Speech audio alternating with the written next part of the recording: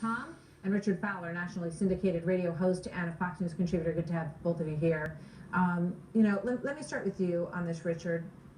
Your thoughts on free speech, and as we do this, let's put up a image that shows 1964 Berkeley, which is considered the home of the free speech movement as we headed into war. Berkeley 2017 on the right-hand side of your screen is a pretty shocking dichotomy. Richard.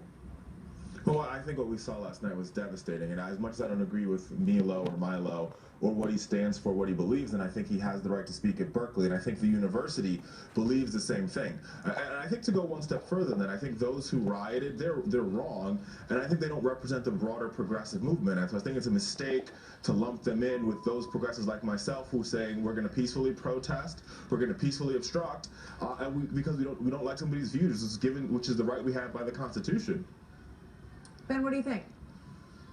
I mean, I think that a lot of what Richard is saying is true, but I do think that there's a mentality that's being inculcated on a lot of college campuses, and I speak at 20, 25, 30 of these a year. There's a mentality that suggests that speech that you don't like is some sort of violence. It's a microaggression to be met with macroaggression. And so when you start with the premise it's okay to punch Nazis, and then you say everyone's a Nazi, and everyone who offends you is a Nazi, then pretty soon it's pretty easy to see how things break down. And I mean, that's why I've had riots against me at Cal State Los Angeles. We had a near riot at Penn State last year. It's becoming a lot less uncommon than you would hope it would be, certainly.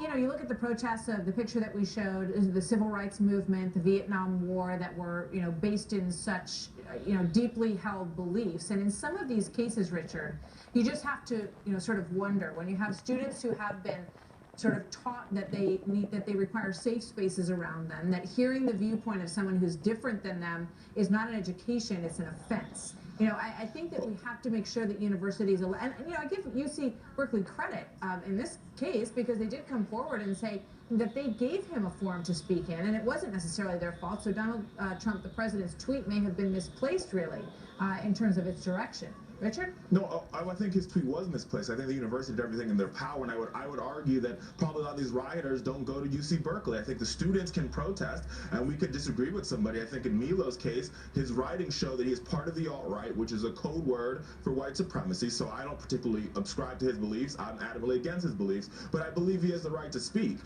And so I think that's what we had to make the very clear distinction. I think to lump all liberals in and to lump professors in and say that they don't want to hear, voices of conservative views, I think that's wrong. I think